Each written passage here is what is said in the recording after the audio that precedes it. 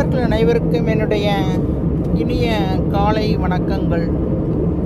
இன்றைய பதிவில் ஒரு சிறிய டிப்ஸ் பார்ப்போம்.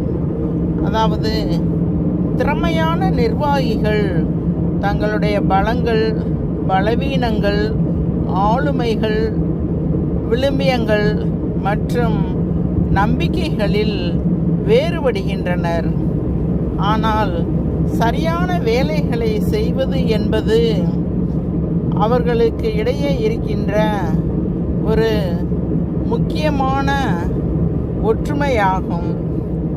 இவ்வாறு பீட்டர் சர்க்கர் என்ற ஒரு விஞ்ஞானி கூறியுள்ளார். ஆகவே எல்லா மனிதர்களும் ஒன்று போல் இருப்பதில்லை.